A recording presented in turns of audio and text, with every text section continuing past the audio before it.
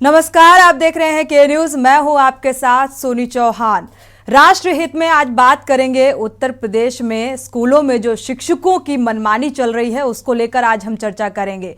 शिक्षकों की मनमानी और लापरवाही देश के भविष्य पर भारी पड़ती नजर आ रही है। गाजीपुर और जौनपुर दो ऐसे मामले यहां से सामने आ रहे हैं जिसने शिक्षा विभाग की कार्यशैली और स्कूलों बच्चों से पैसों की भूख का खेल उजागर कर रही है। ये तस्वीर गाजीपुर में जहां फीस के लिए बच्चे की आंख फोड़ दी गई, तो जौनपुर में स्कूल से घर जाने की जल्दी में शिक्षकों ने बच्चों को स्कूल से घर भेजना ही भूल गए और क्लासरूम में बच्चे को बंद कर घर चले गए। गाजीपुर के स्कूल में फीस नहीं देने पर टीचर ने छात्र की पिटाई कर दी।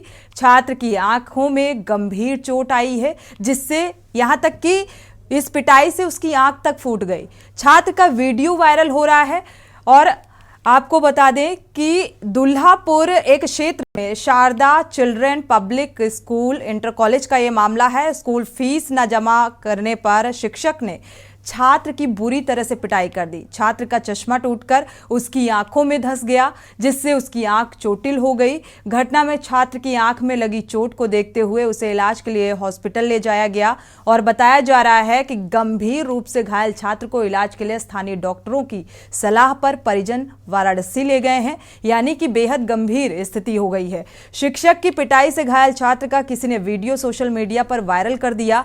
बात जौनपुर की अगर करें तो यहां भी लापरवाही की हद हो गई। मासूम छात्रा को क्लासरूम में बंद कर दिया। गाजीपुर के छात्र का क्या कुछ कहना है, पहले उसे सुनते हैं फिर आगे बढ़ते हैं। कौन टीचर मारा है तुमको? टीचर का नाम बोलो। संतोष कुमार। क्या पढ़ाते हो? कला। अभी आपने ये मामला संज्ञान में आप लाए हैं मेरे। यदि ऐसा हुआ है तो ये बहुत ही निंदनीय है। इसको जांच करके इस पर्टिकुलर टीचर के विरुद्ध कार्रवाई की जाएगी। उसको हम प्रबंधन से बात करके इस पर कार्रवाई करेंगे। दरअसल सर 6 तारीख के दिन करीब 12:40 पे लंच हुआ था विद्यालय में और कुछ लड़के गैलरी में जमा हुए थे, इकट्ठा हुए थे। तो एक अध्यापक आए और उनको हटाने का प्रयास किया, जिसमें अध्यापक का नाम था? अध्यापक का नाम संतोष कुमार थे। उन्होंने आए और बच्चों को हटाने का प्रयास किया, जिसमें अनफॉर्चुनेट अनजाने में हटाने का प्रयास किया। उस बच्चे का चश्मा गिरा और बच्चा चश्मा लगाने का प्रयास किया, वही उसका डांडी उसके आँख में चुभ गई। चलिए, तो दूसरी खबर की बात कर लें। जौनपुर से है दूसरी खबर। यहां भी लापरवाही की हद तोड़ दी गई। मासूम छात्रा को क्लासरूम में बंद करके घर चले जाने का जो मामला है वो बीएसए द्वारा सामने आया। डॉक्टर गोरखनाथ पटेल ने बड़ी कार्रवाई हालांकि इसमें की है और के न्यूज ने लगातार इस खबर को प्रमुखता से दिखाया भी और प्रधानाध्यापक को निलंबित कर दिया गया। समस्त स्टाफ का वेतन रोक दिया गया है। शुक्रवार को बदलापुर ब्लॉक के कंपोजिट विद्यालय फत्तूपुर में कक्षा 1 की छात्रा प्रियंका को क्लासरूम में बंद करके सभी शिक्षक घर चले गए, यानी कि एक बड़ी लापरवाही। स्कूल की छुट्टी होने के 2 घंटे बाद भी प्रियंका घर नहीं पहुंची तो परिवार वाले उसे खोजने निकले और स्कूल के पास पहुंचे तो मासूम बच्ची स्कूल के एक कमरे में बंद थी। बंद कमरे में वो रो रही थी। परिजनों ने ताला तोड़कर उसे बाहर निकाला। शिक्षकों की इस लापरवाही से ग्रामीणों में भारी आक्रोश भी व्याप्त हो गया है। बेसिक शिक्षा अधिकारी डॉक्टर गोरखनाथ पटेल ने इस मामले को गंभीरता से लेते हुए तत्काल बीएसए बदलापुर को जांच का आदेश दिया था। जांच में प्रधानाध्यापक समेत स्टाफ दोषी पाए गए। सवाल यही है कि आखिर ये घटनाएं बार बार क्यों हो रही हैं। तो ये घटनाएं बार बार सामने आ रही हैं, इसी वजह से के न्यूज़ ने इस मसले को प्रमुखता से उठाया है और इस पर हम चर्चा भी करेंगे। खास मेहमान भी हमारे साथ जुड़ेंगे और दर्शकों की राय भी बेहद अहम हो जाती है इस मसले को लेकर, क्योंकि ये कहीं ना कहीं छात्रों के भविष्य से जुड़ा हुआ मसला है।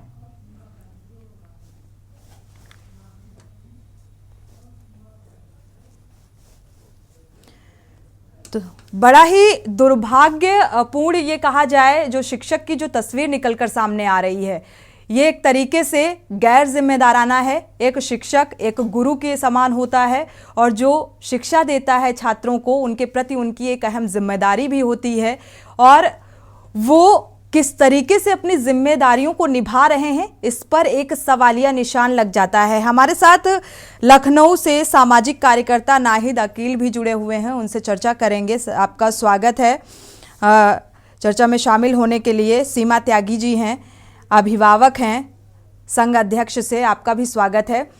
और दर्शकों की राय भी इस मसले पर बेहद अहम हो जाती है। शिक्षा अपने कर्तव्यों को भूल रहे हैं जो शिक्षक हैं।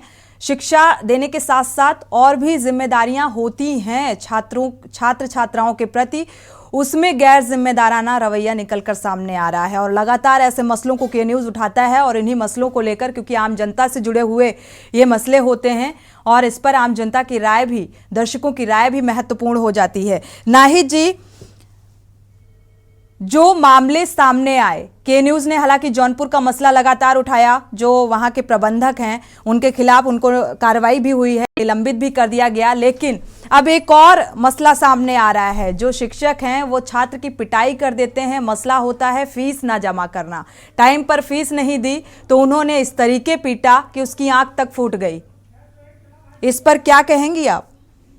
देखिए, जो राइट टू एजुकेशन एक्ट बनाया गया था, इन सारी चीजों को देखते हुए ही ये कानून बनवाने के लिए सिविल सोसाइटी ने पहल की थी और ये बना था। और उस टाइम भी ये तय हुआ था कि ये जो तमाम प्राइवेट स्कूल हैं उन पे लगाम कसी जाए, लेकिन वो हो नहीं पाया। और तो ये दुर्भाग्यपूर्ण है कि बच्चों को मारना तो आज के जमाने में होता ही नहीं है, और जिस तरह से मारा गया, एक तो त्वरित एक्शन लेना चाहिए। अब ये प्राइवेट स्कूल है या सरकारी स्कूल है, ये जानना मेरे लिए बहुत जरूरी है। स्कूल मैनेजमेंट, किस क्लास की छात्रा थी, ये सारी चीजें थोड़ा सा आप बताएं तो मैं बता सकती हूँ।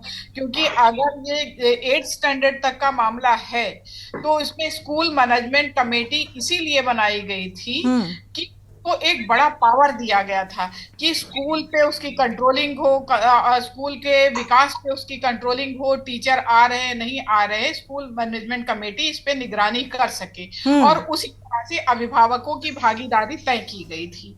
लेकिन कहीं ना कहीं ये जो, अगर ये प्राइवेट स्कूल में हो रहा है तो जो मशरूम की तरह स्कूल बनते जा रहे हैं, उनका कोई और छोर नहीं है, रजिस्ट्रेशन है भी कि नहीं है, मान्यता प्राप्त है कि नहीं है, ये सारी चीजें कैसे हो रही, इतना बढ़ रही है। दूसरी चीज ये है कि हमारे देश में, प्रदेश में जिस तरह से सरकारी स्कूलों का तिरस्कार किया जा रहा है, उसको जो है बहुत तुच्छ समझा जा रहा और प्राइवेट स्कूलों को बहुत ज्यादा अहमियत दी जा रही है, ये भी एक कारण है। वही सरकारी स्कूल हुआ करते थे जिससे पढ़ के आज बड़े बड़े प्रधानमंत्री, मुख्यमंत्री बने हैं। लेकिन ऐसा क्या है कि 20-30 सालों में सरकारी स्कूलों की अहमियत एकदम गिरा दी गई है। बिल्कुल नाहिद अकील जी, अगर बात करें तो वाकई दुर्भाग्यपूर्ण इसे कहा जाएगा। एक तरफ सीएम योगी आदित्यनाथ बेहतर शिक्षा की बात करते हैं, शिक्षा मंत्री की भी इसमें जवाबदेही बनती है और लगातार के न्यूज़ प्रयास भी करेगा। अगर शिक्षा मंत्री से बातचीत हो पाएगी तो वो भी दर्शकों के सामने रखेंगे और दर्शकों की राय भी इस मसले पर बेहद अहम हो जाती है। हमारे साथ सीमा त्यागी जी हैं। सीमा त्यागी जी, आपकी क्या इस पर प्रतिक्रिया है? राइट टू एजुकेशन की बात कर लें, हालांकि राइट टू एजुकेशन का पालन होता नजर नहीं आ रहा है। शिक्षा मंत्री की भी एक जिम्मेदारी होती है कि बेहतर शिक्षा कैसे प्रोवाइड की जाए। जो स्वास्थ्य महकमा है, जो शिक्षकों की लापरवाही है वो लगातार बढ़ती जा रही है, उनकी भी उतनी ही जिम्मेदारी और जवाबदेही है। लगातार शिक्षा मंत्री से भी संपर्क करने की कोशिश करेंगे। क्या कहेंगी आप सीमा त्यागी जी? बिल्कुल ठीक कह रही हैं आप कि जवाबदेही तो हमारी सबकी बनती है जी, चाहे वो मंत्री हैं, चाहे वो अधिकारी हैं, चाहे वो शिक्षक हैं और चाहे हमारा समाज है।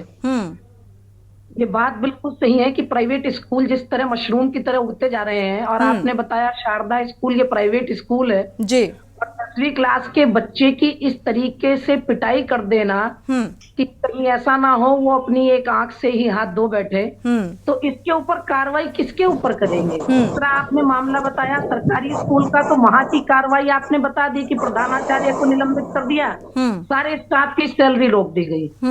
ये बिल्कुल सही है, त्वरित कार्रवाई होनी चाहिए, क्योंकि इससे जो लापरवाही बाकी और जगह होगी उन सब शिक्षकों को भी सबक मिलेगा कि ऐसा नहीं करना है। लेकिन मेरी चिंता एक दूसरी है कि प्राइवेट स्कूलों पर क्या कार्रवाई सरकार करती है, क्या करना चाहती है, क्योंकि प्राइवेट स्कूलों के ऊपर कोई भी कार्रवाई सरकार नहीं करती। और हम सब अच्छी तरह जानते हैं कि हाथी के दांत दिखाने के और खाने के अलग अलग होते हैं। हम बहुत सारा राइट टू एजुकेशन भी बना चुके हैं, हम बच्चों के बाल अधिकारों की भी बात करते हैं, हम दुनिया भर की कमेटियां भी बनाते हैं, लेकिन उनपे होता क्या है? अभी हम सुन रहे थे हमने एसएमसी भी बना रखी है, लेकिन वो एसएमसी क्या करती है और क्या उस एसएमसी का रोल है, मुझे आज तक समझ नहीं आया। क्योंकि जो अभिभावक अपने बच्चों को स्कूल भी नहीं भेजना चाह रहे, वो अभिभावक एसएमसी में बैठकर क्या डिसीजन लेंगे, स्कूल प्रिंसिपल उनकी क्या मानेगा,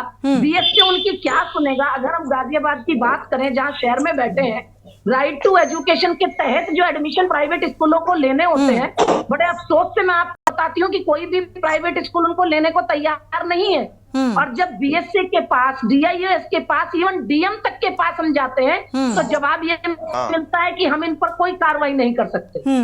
तो परेशानी ये है कि और सरकार का भी कोई बहुत ज्यादा सरोकार शिक्षा विभाग से है नहीं। बिल्कुल, सरकार के लिए भी प्रायोरिटी और बहुत चीजें हैं, शिक्षा की तरफ सिर्फ बयानबाजी हो रही है। लेकिन इतने साल हो गए इस सरकार को बने हुए, लेकिन शिक्षा और स्वास्थ्य के प्रति कोई ठोस कदम सरकार की तरफ से नहीं दिखाई दे रहा। प्राइवेट स्कूलों में आए दिन लापरवाही आप लोग देखते हैं, और मैं तो आपको धन्यवाद देती हूँ, कम से कम के न्यूज इन घटनाओं को हाईलाइट करता है, तो कुछ तो लोगों को लापरवाही खत्म होगी, कुछ तो लोगों का अंतर्मन जगेगा, कुछ तो लोग सोचेंगे कि हम जा किस तरफ रहे। हम इसमें शिक्षक की भी गलती नहीं बता सकते, हम इसमें प्रिंसिपल की भी गलती नहीं बता सकते, बिल्कुल। लेकिन हर चीज में इतना प्राइवेटाइजेशन आप करते जा रहे हैं और सरकारी स्कूलों की हालत दर बदर होती जा रही है। बिल्कुल, धीरे धीरे सरकारी स्कूल दिखने ही बंद हो जाएंगे, उनकी हालत इतनी खराब कर दी गई। और दूसरी तरफ आप देखें तो शिक्षा विभाग के नाम पर नीचे से लेकर ऊपर तक पूरा एक विभाग है, जिनकी तनख्वाह मेरे और आपके टैक्स से पे हो रही है, लेकिन जब उनसे बात की जाए तो उनके पास कोई ठोस जवाब नहीं होता। हम गाजियाबाद में बैठे देखते हैं, रोज कुछ ना कुछ किसी ना किसी प्राइवेट स्कूल की तरफ से कुछ ना कुछ दरिंदगी जैसी हालत सुनने में आती है। दो तीन दिन मीडिया की न्यूज। बिल्कुल, आपने एक अहम बात कही है सीमा त्यागी जी कि सिर्फ जवाबदेही किसी एक की नहीं है, इसमें सरकार की भी जवाबदेही बनती है, क्योंकि कहीं ना कहीं जो बड़ी बड़ी बातें शिक्षा के प्रति निकलकर सामने आती हैं, तो एक बड़ी जिम्मेदारी भी बनती है कि किस तरीके से जो शिक्षक हैं पढ़ाते हैं, जिम्मेदारी है, भर्ती कर लिया जाता है, उन्हें एक अहम जिम्मेदारी दी जाती है, और किस तरीके से अपनी जिम्मेदारी का वो निर्वहन कर रहे हैं, उसकी तस्वीर ये के न्यूज़ उजागर कर रहा है और उसी पर चर्चा कर रहे हैं। हमारे साथ और भी खास मेहमान जुड़ चुके हैं। जीनत कौसर हैं, सपा प्रवक्ता, लखनऊ से, स्वागत है आपका। आपके पास आएंगे, उससे पहले एक दर्शक हमारे साथ जुड़े हुए हैं, क्योंकि दर्शकों की राय बेहद अहम है। अपना नाम बता दीजिए, अपनी राय रख सकते हैं। प्रेम जी। हेलो, नमस्कार मैम। जी जी नमस्कार। नमस्कार मैम, मैं बोल रहा हूँ मैम कि शिक्षा की जो बात चल रही है शिक्षकों पर, थोड़े दिन पहले हमारे पीएम साहब ने भाषण दिया था कि पहले के जमाने के शिक्षक हमको दूसरी तरफ भटका देते थे, अभी के शिक्षक कुछ ठीक है। अभी आप जो बात बता रही है सरकारी और प्राइवेट स्कूलों की, मैम देखिए तो प्राइवेट स्कूलों में पढ़ाने के लिए बड़े बड़े माननीय लोगों के बच्चे हैं प्राइवेट स्कूलों में, और सरकारी स्कूलों में क्यों नहीं भेजते माननीय लोग अपने बच्चों को? माननीय लोग क्यों नहीं भेजते सरकारी हॉस्पिटलों में, क्यों भेजते हैं प्राइवेट हॉस्पिटलों में? तो सरकारी और प्राइवेट की तो बात छोड़ दीजिए, बात रह गई है शिक्षा की। शिक्षा में यूपी बहुत पिछड़ा हुआ है, वहाँ शिक्षा के लिए कभी चेष्टा ही नहीं की गई है, तो कैसे शिक्षा का स्तर ऊंचा होगा? पढ़ाने वाले क्या है, पढ़ने वाले शुक्रिया प्रेम जी, शुक्रिया। बेहद अहम बातें आपने रखी और दर्शकों की राय बेहद महत्वपूर्ण हो जाती हैं। अगर देखा जाए, शिक्षक को कहा जाता है कि शिक्षा देता है शिक्षक, और क्षमा का भी अनुदायी होता है शिक्षक, और एक कहते हैं ना कर्मठशील, उसकी बहुत सारी जिम्मेदारियां होती हैं। चर्चा हमारी लगातार जारी रहेगी, यहाँ रुकेंगे एक छोटे से ब्रेक के लिए।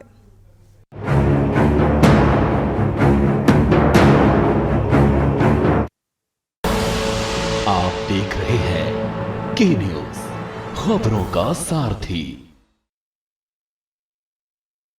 उत्तर प्रदेश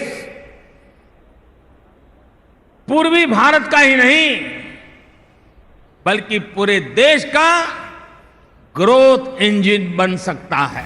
नए भारत का ग्रोथ इंजन आपके निवेश को देगा दोगुनी रफ्तार, एक्सप्रेसवे का विशाल नेटवर्क और इंटरनेशनल कनेक्टिविटी, अपराध एवं भ्रष्टाचार के खिलाफ जीरो टॉलरेंस पॉलिसी, साथ ही सबसे बड़ा उपभोक्ता बाजार। 25 निवेश फ्रेंडली नीतियां बनेंगी सफल व्यापार का आधार। आइए नए भारत के नए उत्तर प्रदेश में निवेश करें, $1 ट्रिलियन इकोनॉमी बनाने में सहभागी बने।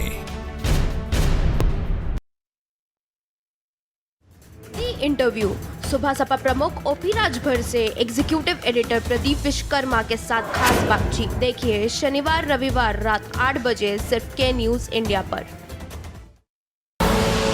आप देख रहे हैं के न्यूज, खबरों का सारथी।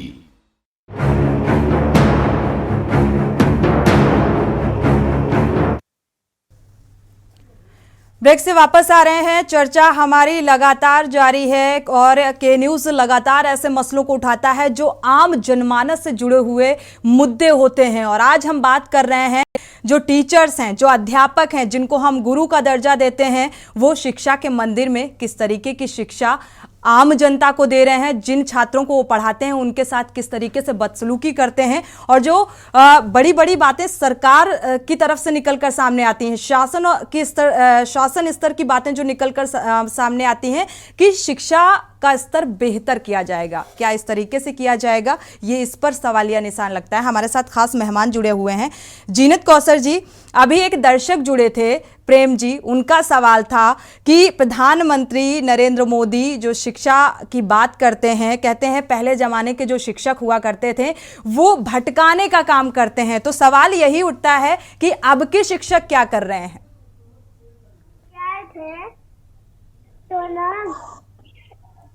अनम्यूट करिएगा जीनत कौसर जी।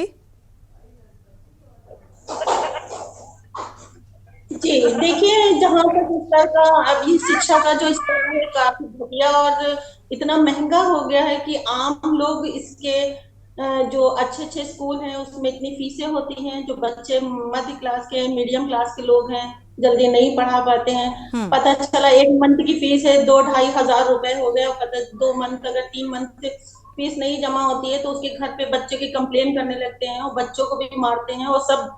और ज्यादा वहां पे जो बच्चे बैठे होते हैं उनके सामने बच्चे को एक टॉर्चर करना, और फिर वो घर पे आके कंप्लेन करता है मम्मी आपने हमें फीस नहीं जमा करी है, जिसकी वजह से हमें सुनना पड़ रहा है।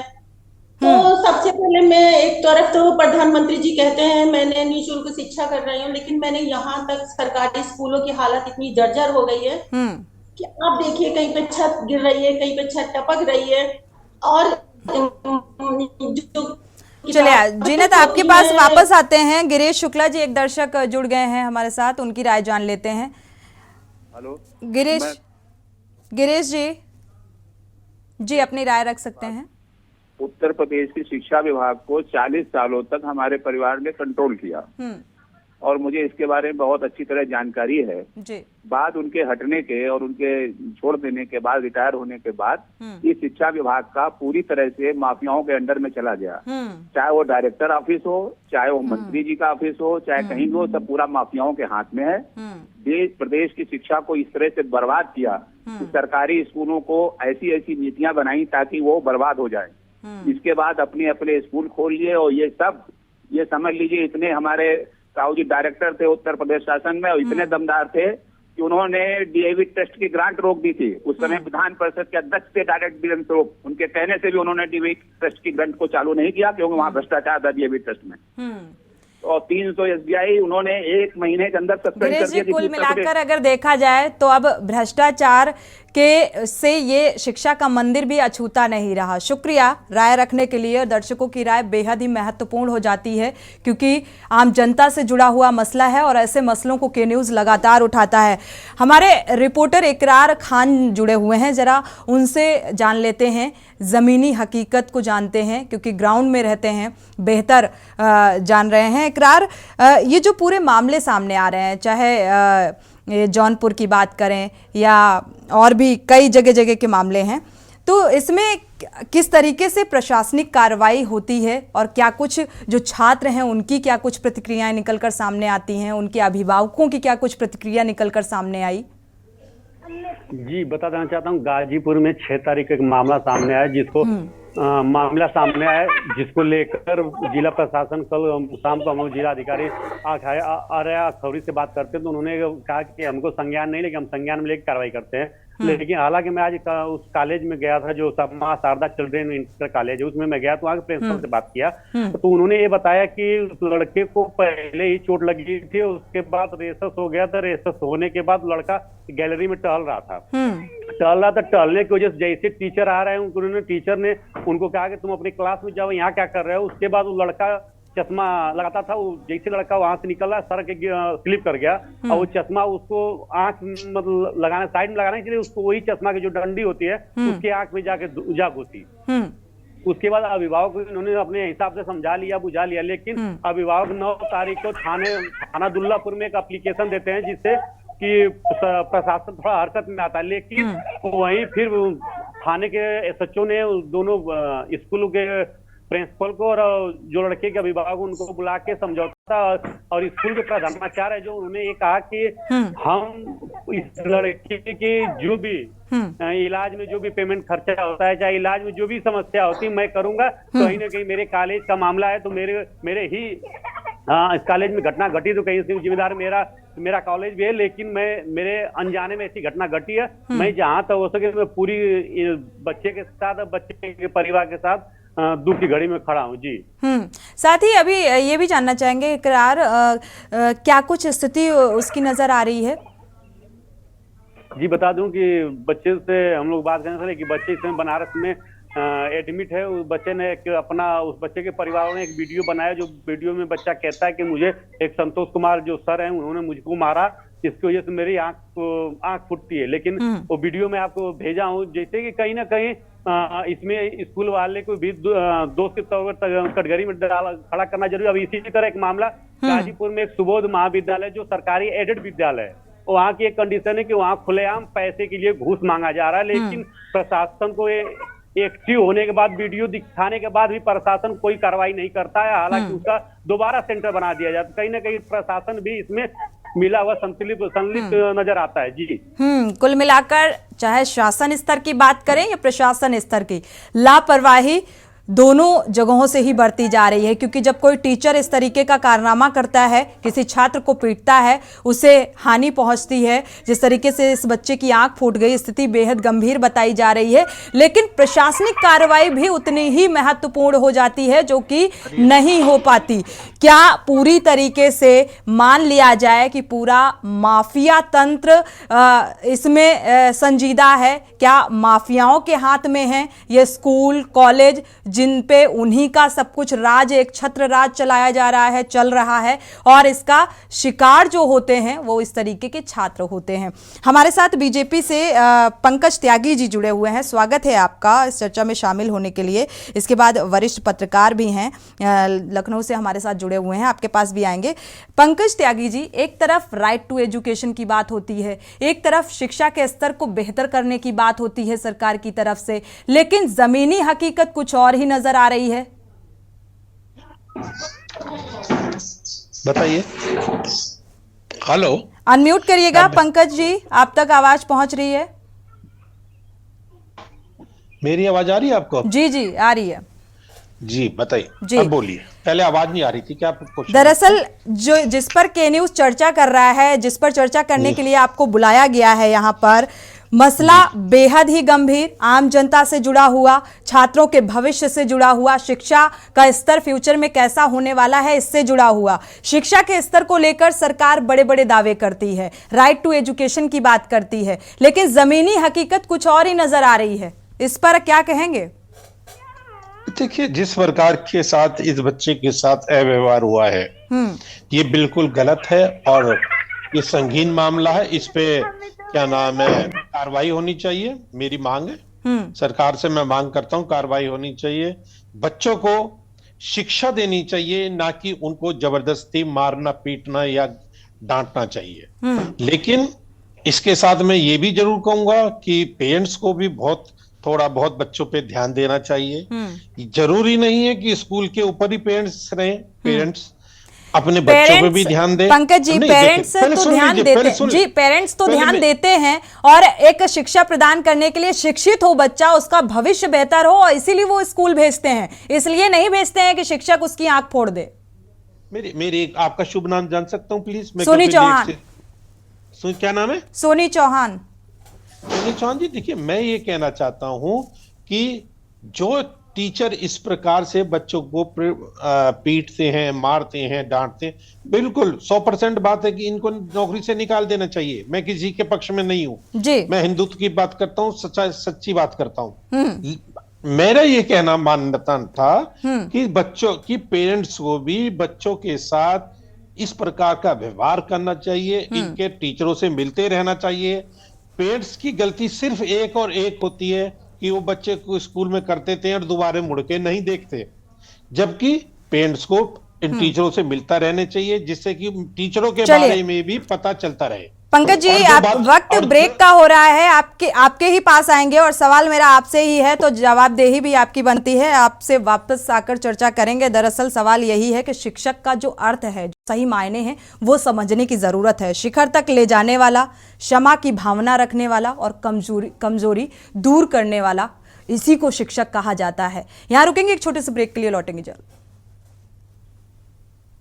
ब्रेक से वापस आ रहे हैं। जिस तरीके से लगातार के न्यूज़ ये मसले उठा रहा है, लगातार तस्वीरें भी आपके सामने रख रहे हैं कि चाहे वो गाजीपुर हो चाहे जौनपुर हो, शिक्षक की जो तस्वीर सामने आ रही है, छात्रों के साथ कैसा दुर्व्यवहार कर रहे हैं, मारपीट करते हैं। शिक्षा के मंदिर में शिक्षा देने की जिम्मेदारी एक शिक्षक की होती है, ना कि इस तरीके से मारना, पीटना, यहाँ तक कि छात्र की आंख तक फूट गई। तो ये कहीं ना कहीं सवालिया निशान है, और इसीलिए आम जनता से जुड़े हुए मसले को के न्यूज़ लगातार उठाता रहा है, पहले भी उठाता रहा है और आज भी उठा रहा है और आगे भी उठाता रहेगा। चर्चा इसी पर हमारी जारी रहेगी। हमारे साथ बीजेपी से पंकज त्यागी जी जुड़े हुए हैं, आपके पास वापस आएंगे। आपकी बात पूरी नहीं हो पाई थी, साथ ही ये भी जानना चाहेंगे कि एक जो शिक्षक होता है उसमें कहते हैं संयम, सदाचार, विवेकशील, सहिष्णुता और सहनशीलता, ये सारी चीजें उसके अंदर होनी चाहिए। मैं पहली बात तो ये कहूंगा, जिस समय बच्चा स्कूल के अंदर प्रवेश करता है, उस समय के बाद टीचर ही बच्चे के माँ बाप भाई बहन सब होते हैं जी, बिल्कुल। ऐसे टीचर के खिलाफ आप ही नहीं, मैं भी गुस्से में हूं जिसने उस बच्चे के साथ इस प्रकार की हरकत करी। और हमारी सरकार है, मैं अपनी सरकार से मांग करूंगा कि इसको कड़ी से कड़ी सजा दी जाए। दूसरी बात, ये मामला जो है गाजीपुर का है, मुझे लगता है, तो मैं वहां के वकीलों से भी कहूंगा इस प्रकार के टीचर का कोई भी आदमी अपने पास केस ना ले।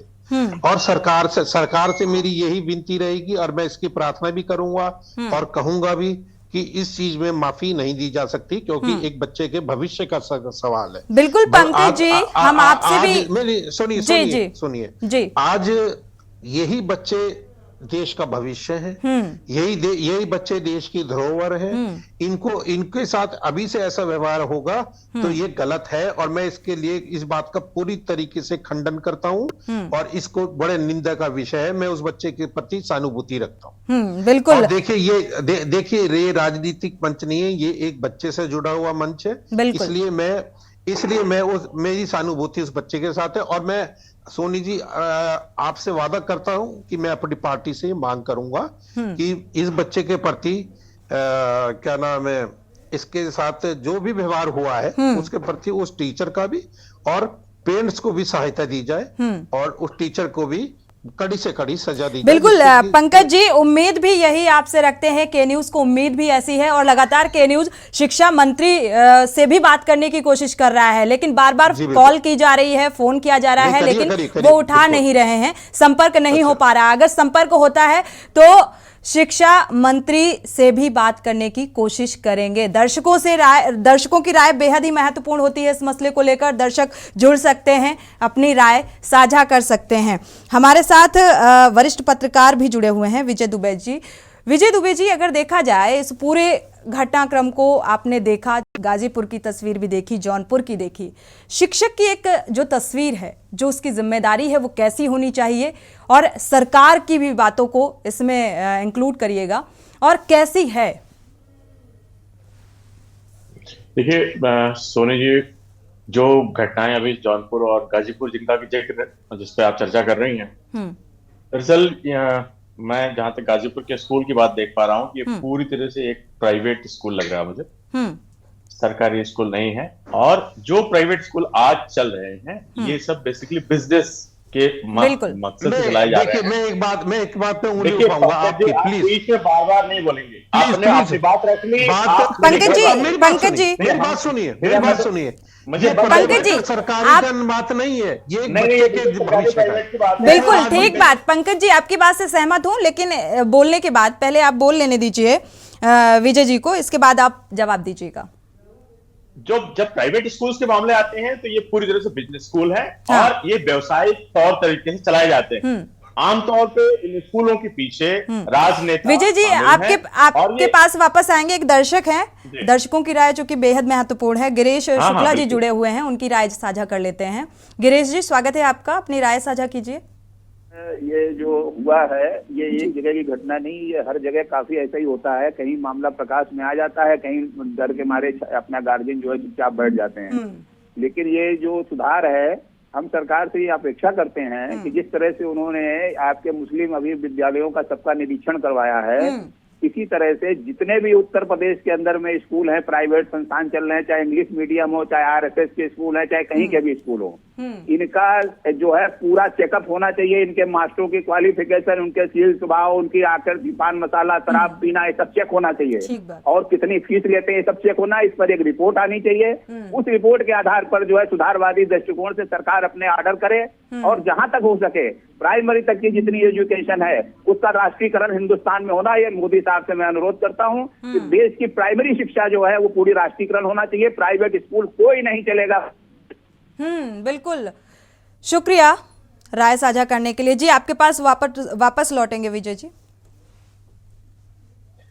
तो सीमा जी, मैं जो बात कहने जा रहा था उसमें यही है कि जो हमारे राजनीतिक दलों के माननीय नेता जी लोग हैं, जो कभी किसी ओहदे पे भी रहते हैं, कोई कभी कैबिनेट मंत्री रहता है, या फिर रसूखदार लोग हैं जिनकी की पकड़ है हर तरीके से। और है क्या कि ये सारे प्राइवेट स्कूल सरकारी मतलब सीबीएसई, आईसीएसई या इन सब बोर्डों से संबद्ध है। ऐसा नहीं है कि ये फ्री है पूरी तरह से, ये पूरी तरह से अटैच्ड हैं, ये उन्हीं के कोर्सेज को चलाते हैं और कहीं ना कहीं से मान्यताएं लिए हुए हैं। ये कोई अपने आप नहीं चल रहे हैं। अगर कोई इंटरमीडिएट कॉलेज है तो वो किसी बोर्ड के साथ जुड़ा हुआ है और वो उस बोर्ड के रेगुलेशन के तहत सारी चीजों को रेगुलेट होता है। और इन्हीं स्कूलों में सरकार अपने सेंटर्स भी देती है जिनको की इस लायक समझती है कि ये हमारे परीक्षाओं का संचालन ठीक से कर सकते हैं, वहां सेंटर भी दिए जाते हैं। तो इनको सरकार पैसा भी देती है इस कामकाज के लिए कि हमने आपके यहाँ सेंटर अपॉइंट किया है, हम अपनी परीक्षाओं को यहाँ से गवर्न करेंगे।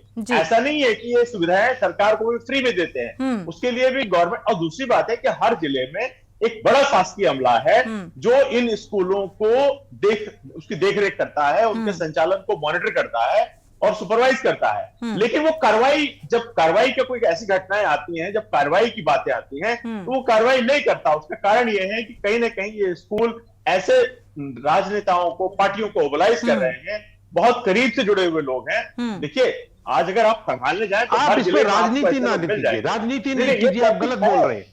नहीं, राजनीति गलत है, एक बच्चे के भविष्य का सवाल है, राजनीति गलत है। अरे बच्चे का मामला होता तो कि राजनीति गलत है। लेकिन भैया पंकज जी, अगर लोग बिजनेस करेंगे बैठ के तो मेरे प्यारे भाई, आप क्या करते हैं? मेरी बात सुनिए, आप राजनीतिक बात क्यों घुसेड़ रहे हैं इसमें? ये बच्चे के भविष्य का सवाल है। आप की किसी न किसी नेता का वो है, ये मतलब क्या है? क्या है मेरी बात? तो आपको ये राजनीतिक मंच नहीं है। पंकज जी आ रहे हैं आपके पास। पंकज जी आपके पास ही आएंगे। मैं कोई पॉलिटिकल आदमी नहीं हूं, ना मैं बीजेपी का आदमी, ना राजनीति की बात क्यों कर रहे हैं? क्यों नहीं करेंगे? क्योंकि उस बच्चे के साथ सहानुभूति करिए, उस बच्चे के साथ सहानुभूति कीजिए। पंकज जी, मसले का हल कैसे होगा? पंकज जी, ये जो अध्यापक इस तरीके से तानाशाही कह लें, इसे आप किसी भी शब्द से आप इसे बुला लें, जो रवैया है शिक्षकों का, ये क्यों बढ़ता जा रहा है? बिल्कुल गलत है। मैं तो इसके की मांग करूंगा अपनी सरकार से, उस टीचर के खिलाफ। मैं तो खुद कह रहा हूं, लेकिन ये राजनीति जो ला रहे हैं कि किसी न किसी नेता का हाथ होता है, उसका हाथ होता है, ये राजनीति का मंच नहीं है। स्कूल नेताओं के हैं। अरे भैया शांति रखो यार जी, शांति रखने की बात हो रही है। आप भी कौन सा स्कूल सारे नेताओं के? चलिए अभिभावक संघ का इस पर क्या कहना है जरा जान लेते हैं। कौन सा बताइए? अभिभावक संघ का क्या कहना है इस पर जान लेते हैं। सीमा त्यागी जी, पहले आप मुझे बताइए कि कौन सा वो है, कौन से शहर में, कौन से सारे नेताओं के स्कूल है हर शहर में? आप एक नाम बताइए ना, मुझे एक नाम बताइए। अरे नाम अपना है, एक नहीं है भाई, क्या बात कर रहे हैं? 50 में से एक का नाम। सीमा त्यागी जी, क्या चाहते हैं लोगों के नाम चल जाए अभी सामने आपके, और आप क्या करवा पाएंगे उसमें? बड़े कुछ नहीं, मोदी सरकार के कैबिनेट के मंत्रियों के लोगों के स्कूल है। और बता दूं आपको, यार राजनीति कर रहे हो यार, एक बच्चे की आंख पे वो, अरे उस शिक्षक को सजा दिलाइए, ना कि राजनीति कीजिए। हाथ जोड़ के कह रहा हूँ। उसमें भी स्कूल कंप्रोमाइज करेगा, कर चुका है। सोनी जी, अगर सोनी जी आपने देखा कि कंप्रोमाइज हो गया, और एक दूसरे की बात काटेंगे तो सॉल्यूशन कुछ नहीं निकलेगा। जो सोचकर आपने ये आज की डिबेट रखी है उसका कोई हल नहीं निकलेगा। बिल्कुल, सबको अपनी बात कहने का हक है। अगर एक दूसरे की बात बीच में काटेंगे तो समस्या का समाधान बिल्कुल नहीं पंकज जी वाकई खाली सहानुभूति जताने से भी समाधान नहीं निकलेगा। अगर एक सदस्य की बात पूरी होती है तभी दूसरा सदस्य अपनी बात रखेगा, क्योंकि ऐसे तो आम जनता भी कंफ्यूज हो जाएगी। वो क्या सोचेगी आप समझ सकते हैं। तो उस छवि को बरकरार रखिए आप। बिल्कुल सही कह रहे हैं आप, लेकिन जब तक आप दूसरों की पूरी बात सुनेंगे नहीं तो आपको ऐसा ही लगेगा कि कोई शायद कुछ गलत कह रहा है। लेकिन ऐसे मसलों पे अगर सिर्फ सहानुभूति जताना ही सरकार का या आम आदमी नहीं, सहानुभूति के साथ साथ एक जिम्मेदारी भी निर्वहन करना है। समस्याएं हल नहीं होती हैं। बिल्कुल, और ये बात माननी पड़ेगी। हम ये कहकर नहीं छोड़ सकते राजनीति मत कीजिए। राजनीति तो हर एक क्षेत्र में हो रही है। बिल्कुल, मेरे रसोई में जो नमक आ रहा है वो भी राजनीति से प्रेरित है। आज सारी चीजों में राजनीति हो रही है। राजनीति सब जगह हो रही है। प्रधानमंत्री जी परीक्षा पर चर्चा कर रहे हैं क्योंकि देश के सारे शिक्षक चर्चा करने लायक नहीं बचे। प्रधानमंत्री जी को इन चीजों पर चर्चा करनी चाहिए, चाहे वो प्राइवेट स्कूल है चाहे वो सरकारी स्कूल है, कि वहां का मैनेजमेंट क्या कर रहा है। बिल्कुल, और मुझे लगता है ये चीज सोनी जी हमें किसी को पूछने की आवश्यकता नहीं है। बात किसी एक राज्य की मत कीजिए, पूरे देश के 90% प्राइवेट स्कूल किसी ना किसी राजनीतिक पार्टी से जुड़े हुए व्यक्ति से संबंधित हैं, या प्राइवेट या रिटायर्ड ब्यूरोक्रेट्स के हैं। और इसी वजह से इनके ऊपर कार्रवाई नहीं होती, क्योंकि बहुत बड़े बिजनेस हाउसेस से जुड़े होते हैं। मोदी नगर का मसला आपने भी खूब उठाया था कि स्कूल की बस से बच्चा मर गया और कोई कार्रवाई नहीं हुई, क्योंकि बहुत बड़े बिजनेसमैन का स्कूल है। हम सब जानते हैं सच्चाई। किताबों में, कहानियों में, भाषण में, बोलने में हम बहुत अच्छा परोस सकते हैं, लेकिन सच्चाई से हम मुंह नहीं मोड़ सकते। बिल्कुल, आप शिक्षक के ऊपर दोष दे रहे हैं। शिक्षक को फीस से क्या मतलब? शिक्षक क्यों फीस उगाही करेगा? क्यों? क्योंकि प्राइवेट स्कूल का मालिक शिक्षक को कहेगा एक एक बच्चे से फीस उगाही करके नहीं देगा तो तुझे तनख्वाह नहीं दूंगा। जी, आप शिक्षक को सारी चीजें समझा रहे हैं, वो माँ भी बने, वो बाप भी बने, वो संवेदनशील भी बने, वो धैर्यवान भी बने, और दूसरी तरफ आप इस तरफ सोच रहे हैं कि प्राइवेट स्कूल के शिक्षक को तनख्वाह कितनी मिल रही है। पूरे कोविड के दौरान यही की बात याद दिला देती हूँ, गाजियाबाद के वसुंधरा के स्कूल ने 40 टीचर्स को खड़े खड़े नौकरी से निकाल दिया, और सांसद यहां तक कि शिक्षा मंत्री तक वो मुद्दा उठाया गया, लेकिन कोई उन 40 शिक्षकों की मदद नहीं कर पाया। सारा शिक्षक के ऊपर सारा पुराण सुना देंगे, सारा शास्त्रार्थ कर देंगे, शिक्षक ये हो जाए, शिक्षक ये हो जाए। उस शिक्षक के घर का पेट कैसे पलेगा, इसकी भी तो सोचिए कि प्राइवेटाइजेशन करते करते करते करते शिक्षा भी एक बिजनेस हाउसेस का हिस्सा बन गया। शिक्षा शिक्षक के हाथों में रही कहाँ है सोनी जी? सॉरी, शिक्षा शिक्षक के हाथों में नहीं रही है। बिल्कुल, उसे लीड करने वाला कोई दूसरा ही है। और देश का शिक्षक तो बेचारा नौकर बन गया है बिजनेस हाउसेस का। वो तो कुछ कह भी नहीं सकता जी। उसको तो पता नहीं कब ड्यूटी कहाँ लगा दी जाए। उसको पता ही नहीं, चाहे वो प्राइवेट स्कूल हो चाहे वो सरकारी स्कूल का टीचर हो, कब उसको इलेक्शन कराना पड़ेगा, कब उसको पेड़ गिनने पड़ेंगे, कब उसको गांव के जानवर गिनने पड़ेंगे, कब उसको सिलेंडर भरवा के लाना पड़ेगा। शिक्षा तो निकल गई उसके हाथ से, और जो पूरा शिक्षा विभाग बैठा है वो सब इन मालिकों के हाथ बिका हुआ है। शिक्षक के पास शिक्षा देने का अधिकार ही कहां बचा है? चाहे वो प्राइवेट स्कूल का शिक्षक है चाहे वो सरकारी स्कूल का शिक्षक है, क्या उस शिक्षक के बारे में सोच पा रही है सरकार? क्या वाकई शिक्षा विभाग बिक चुका है? बात खत्म करूंगी, एक मैं इनकी बात होने दीजिए, पहले इनकी बात होने दीजिए। ठेकेदारी की प्रथा शिक्षा में चल रही है। इतने साल हमें हो गए, हम विश्व गुरु थे और हम विश्व गुरु बनने का सपना अभी भी संजोते हैं, और हम बनेंगे, क्योंकि भारत की तासीर ज्ञान देने की है, पैसा कमाने की नहीं है। हम ज्ञान देंगे सारी दुनिया को, लेकिन शिक्षा में अभी भी पूरे देश में तो सही दिशा में देना चाहिए। सारे देश में शिक्षा में ठेकेदारी की प्रथा चल रही है। ठेके पर शिक्षक रखे जा रहे हैं, शिक्षक को यह नहीं पता कब निकाल के बाहर कर दिया जाएगा।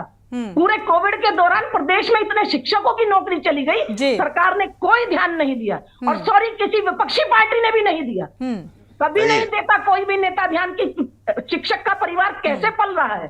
उस पर भी बात करेंगे सोनी जी। अगर शिक्षक की तनख्वाह मिलती रहेगी तो शिक्षक किसी बच्चे को फीस के लिए क्यों कहेगा? क्योंकि उसके ऊपर बैठे उसके आला अधिकारी फीस का उसका प्रेशर की बात नहीं है सीमा जी। पहले तो एक बात आप क्लियर सुनिए, जितना आप बोल रही है गलत बोल रही है। जितना ही बोला है आपने कि शिक्षक के ऊपर शिक्षक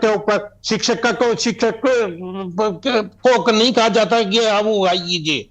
इस समय एक शिक्षक ने दुर्व्यवहार किया है, एक बच्चे की आंख फोड़ी है। शिक्षक उसमें पहले सुनिए, तालाब में जब एक मछली, जब आप बोल रही थी, जब एक मछली तालाब बोल रही थी, जब आप बोल रही थी, आपने कहावत सुनी होगी पंकज जी।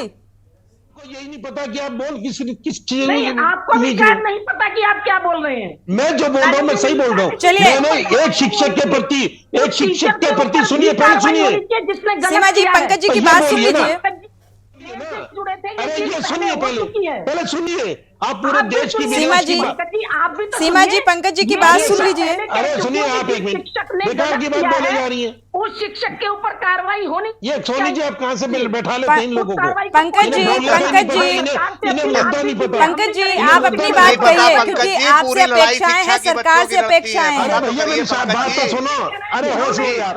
अरे सीमा त्यागी जी, सुनना सीखिए साहब। सरकार में मनीष शर्मा जी आपके पास आएंगे, पहले पंकज जी को जवाब देने दीजिए। सीमा त्यागी जी आपने बोला, आपकी बात सुनी गई, तो आप जवाब तो सुन लीजिए। दर्शक भी देख रहे हैं। मुझे आप एक बात बताइए जी पंकज जी। यहाँ एक बच्चे के जीवन का महत्व है, यहाँ एक जीवन, उनकी शिक्षा, उनको कौन उनके पैसे उगवा रहा है, इससे क्या मतलब? हम इसलिए बैठे हैं यहाँ, राजनीति करने के लिए नहीं बैठे। मैंने खुद कहा कि आप मेरा नंबर नोट कीजिए सोनी जी, उस परिवार को मेरा नंबर दीजिए, मैं बात करूंगा उस परिवार से, खुद बात करूंगा, और जो भी मेरी ओर से। लेकिन पंकज जी सवाल ये है कि आप इस बच्चे के परिवार को सांत्वना देने के साथ साथ कुछ राशि प्रदान कर देंगे तो इससे समस्या का हल नहीं होगा ना? नहीं होगा। इसके लिए उस शिक्षक को सख्त से सख्त सजा दी जाएगी, और एक शिक्षक को हटाने से भी इस समस्या का हल नहीं होगा। मेरी बात सुनिए, मैं हमेशा सीमा जी शिक्षक नहीं है वो। अरे सुनिए पहले सरकारी बात पूरी होने दीजिए पंकज जी की। अरे सुन लीजिए, आप चला लेंगी। सीमा जी इसके बाद हम आपके पास आएंगे, और भी मेहमान हमारे साथ हैं, उनकी भी प्रतिक्रिया बेहद महत्वपूर्ण रखती है, उनको भी बोलने का मौका मिलना चाहिए। पंकज जी अपनी बात को पूरा करें, फिर मनीष जी आपके पास आएंगे। मेरे ये कहने का मतलब है कि जिनके जो भी इस समय जो वो शिक्षक है वो दंड का अधिकारी है, और ये रही बात एक बच्चे के भविष्य से खेला गया है, जो कि कल को बड़ा बन के IAS अफसर भी बन सकता था, नेता भी बन सकता था, साइंटिस्ट भी बन सकता था। ये एक राजनीतिक वो नहीं है। मेरा मतलब ये है कि एक आदमी को ऐसी सजा दो, सख्त सजा दो, जो दूसरा आदमी गलती करने से पहले 100 बार सोचे। मैं इस बात को मान रहा हूं। ये कैसे होगा पंकज जी? ये ऐसे होगा, मैं मांग रखूंगा अपनी सरकार से कि इस शिक्षक के साथ वो व्यवहार हो जो इसने उस बच्चे के से करा है, और और बाकी जो शिक्षक इस प्रकार के, देखिए सभी लोग बुरे नहीं होते, हाँ, सभी बिल्कुल। लोग गंदे नहीं होते, अच्छे शिक्षक भी हैं, बिल्कुल, अच्छे भी पढ़ाने हैं, वाले भी बिल्कुल। और बुरे भी हैं। लेकिन इसको ऐसा मिलना चाहिए सबक, जो गलत है वो इसको एक अपनी बात को मान ले और उस बात का ध्यान रखे कि ऐसी सजा इसको में भी मिलेगी अगर किसी बच्चे के जीवन से खेला गया तो। और ये लोग जो करते हैं कि ये प्राइवेट स्कूल है, ये क्या नाम है, सरकारी स्कूल है, इनका क्या मतलब हुआ? बात एक बच्चे की है और एक शिक्षक की है। अच्छे और बुरे की बात है, ना कि कोई राजनीतिक बात है। और मैं ये कह रहा हूं, जब मैं खुद कह रहा हूं, आप मेरा नंबर नोट करके उस परिवार को दीजिए, मैं उसके साथ मैं जो होगा मैं मदद करूंगा और उस टीचर को भी, उस टीचर को भी मैं कोशिश करूंगा। पंकज जी, एक दर्शक हमारे साथ जुड़े हुए हैं, चंद्र प्रकाश जी कुरुक्षेत्र से जुड़े हुए हैं, उनकी राय साझा कर लेते हैं, इसके बाद चर्चा को आगे बढ़ाएंगे। चंद्र प्रकाश जी, अपनी राय साझा कर सकते हैं, स्वागत है आपका।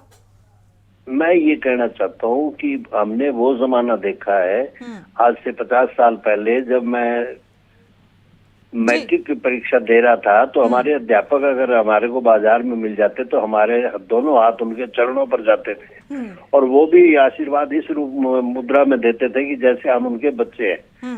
वो जो अध्यापक का और बच्चे का जो रिलेशन था वो आज गायब हो चुका है।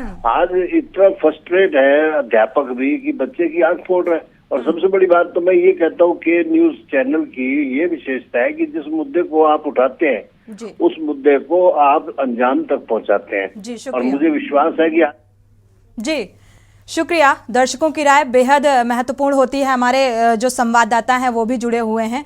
ज़मीनी हकीकत को टटोलने के बाद ही हम कोई मसला अब तक पहुंचाते हैं और उस पर चर्चा करते हैं और उस पर अपेक्षाएं सरकार से भी होती हैं और प्रशासनिक स्तर से भी होती हैं कि किस तरीके से कार्रवाई होनी चाहिए जो गैर जिम्मेदार होते हैं, उनके खिलाफ किस तरीके। मनीष जी, आपके पास आएंगे। कहते हैं एक शिक्षक में सदाचार बहुत ज़रूरी होता है और अगर सदाचार ऐसा है तो क्या होगा भविष्य? बर्बाद गुलिस्तां करने को बस एक ही उल्लू काफी था। अंजाम गुलिस्तां क्या होगा, हर शाख पे उल्लू बैठा है। हम लोग भी पढ़ते थे, टीचर्स हम लोगों को भी पीटते थे, मगर उसमें प्यार भी होता था और हम लोग सम्मान भी करते थे। आज माँ बाप बच्चों को भेजते हैं तो देखिए आप, वो जो बात कह रहे हैं मानते हैं। टीचर, जैसे सीमा जी ने कहा, टीचर्स पर इस बात का बर्डन दिया जाता है कि फीस क्यों नहीं आ रही है। अच्छा, अब फिर कहीं ना कहीं देखा जाए तो कह सकते हैं कि जमीर मर चुका है। शिक्षा तंत्र मानना पड़ेगा, चाहे सत्ता में बैठे हुए लोग हों चाहे विपक्ष में बैठे हुए लोग हों, राजनीतिक लोग शिक्षा को बिल्कुल माफिया तरीके से चला रहे हैं। ये सत्य सबको मानना पड़ेगा, चाहे कारपोरेट तरीके से चल रहा है, बिजनेसमैन तरीके से। और इसमें शिक्षकों पर वाकई में, जैसे कोरोना से लेकर के अभी तक हम लोग जो लड़ाई लड़ते रहे, चाहे अभिभावकों की हो चाहे टीचर्स की हो, इसमें कहीं ना कहीं माफिया तंत्र हावी है। इस बात को हम लोग भली भांति जान चुके हैं। देखिए उस बच्चे का मामला है, जैसे हमारे संवाददाता महोदय ने बताया अभी कि बच्चे का एक वीडियो रिलीज है जिसमें बच्चा पूरी बात बता रहा है। मैं कह रहा हूं टीचर्स पर कार्रवाई होनी चाहिए, मगर क्या प्रबंधन पर कार्रवाई नहीं होनी चाहिए? प्रबंधन पर भी तो कार्रवाई होनी चाहिए। प्रबंधन ने ही उस पर रखा, तब टीचर्स अपनी बात आकर के सामने आकर के कह सकता है जो बात हम लोग कह रहे हैं वो उसी बात पर रिजल्ट निकल करके आएगा। हाँ, ये जरूर होगा, उसकी नौकरी चली जाएगी। ये बात पक्की है अगर वो सामने सच आकर के बोलेगा। मनीष जी, कुल मिलाकर ये कहना है आपका कि माफिया तंत्र पूरी तरीके से हावी है और इसीलिए ऐसी तस्वीर सामने आती है। हमारे साथ हमारे संवाददाता इकरार जुड़े हुए हैं। ये जानते हैं इकरार आपसे कि जो प्रशासनिक कार्रवाई है वो क्या कुछ होती नजर आ रही है? क्या प्रशासनिक किसी आला अधिकारी से आपने बात की? क्या प्रतिक्रिया रही? जी, बताना चाहता हूँ कि इस घटना पे मैंने प्रशासन के अधिकारियों से भी बात करने की कोशिश की, लेकिन जिलाधिकारी आर्या खौरी ने आदेश किया कि मुझे संज्ञान में था, मैं संज्ञान में लेकर इस पे जांच कराती हूँ। लेकिन जांच तो हर एक चीज पे जांच होती है, लेकिन जांच का परिणाम कब आता है इसकी कोई गारंटी नहीं, न कुछ होने वाला है। कहीं ना कहीं आज हम भी परेशान हैं, लेकिन उस बच्चे के भविष्य कहीं ना कहीं अंधकार में हुआ है। लेकिन आज हम परेशान है, आप भी भूल जाएंगे, हम भी भूल जाएंगे, लेकिन कहीं ना कहीं उस बच्चे का किसी थोड़ी सी गलती परिजनों का क्या कुछ कहना है? जी बता दूं, परिजनों को कहीं ना कहीं प्रॉब्लम भी है, और थोड़ा सा छोटे परिवार के लोग थे, कमजोर थे, उनको दिक्कतें बहुत ज्यादा है, वो अपनी बात कहने में भी डर रहे हैं। वजह क्या कि जो भी प्रशासन अमला हो, चाहे स्कूल प्रबंधक हो, कहीं ना कहीं बहुत मजबूत सॉलिड लोग हैं कि अपनी बात को रखने में कहीं कितने दिन चक्कर काटेगा।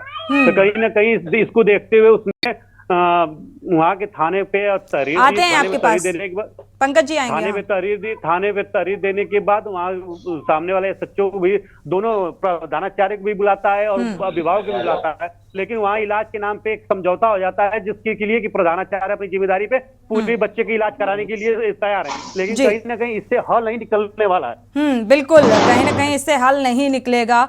नाहिद जी, आप 2 शब्दों में अपनी राय रख सकते हैं कि किस तरीके की अपेक्षा सरकार से कर सकते हैं और कैसी रणनीति होनी चाहिए ताकि शिक्षक इस तरीके का दुर्व्यवहार ना करें। बहुत कम शब्दों में, समय का अभाव है।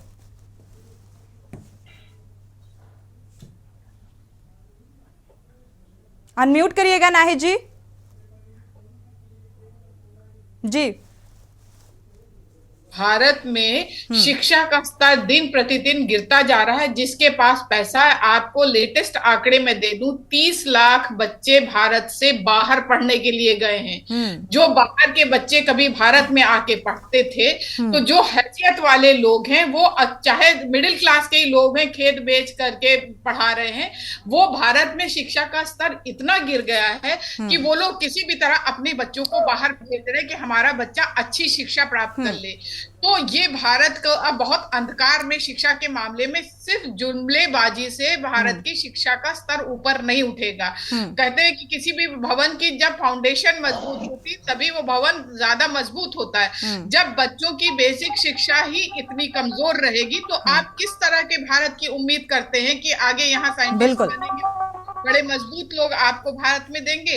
और भारत आज देखिए, कहा जाता है कि भारत में मैन पावर सबसे ज्यादा है, मजबूत है, यंग सबसे ज्यादा है, लेकिन यंग खोखले हैं। आप एक एप्लीकेशन दे के देखिए किसी रिक्रूटमेंट के लिए, सीधी एप्लीकेशन बच्चे नहीं। चलिए, कुल मिलाकर नाहिद जी, आपका यही मानना है कि शिक्षा का स्तर गिरता जा रहा है और कुछ तस्वीरें कुछ जगहों से ऐसी ही निकलकर सामने आती हैं जिस तरीके से सरकार की तरफ से ये दावा किया जाता है कि शिक्षा का स्तर बहुत बेहतर किया जाएगा, लेकिन जमीनी हकीकत कुछ और ही नजर आती है। शुक्रिया आप सभी मेहमानों का, क्योंकि समय का अभाव है, चर्चा को आगे नहीं बढ़ा सकते। आप सभी मेहमानों का बहुत बहुत शुक्रिया। सवाल यही है, मसला यही है, आम जनता के लिहाज से अगर देखा जाए, शिक्षक का जो अर्थ होता है सही मायने में विद्यार्थी की हर गलती को क्षमा करने की भावना एक शिक्षक के अंदर होनी चाहिए, साथ ही उसकी हर कमजोरी दूर करके उसको सफलता के शिखर तक पहुंचाने की एक जिम्मेदारी होती है और ऐसा गुण एक शिक्षक में होता है। लेकिन यहां तो मायने ही बदल गए हैं एक शिक्षक के। राष्ट्रहित में फिलहाल बस इतना ही। आगे खबरों के लिए आप देखते रहिए के न्यूज़।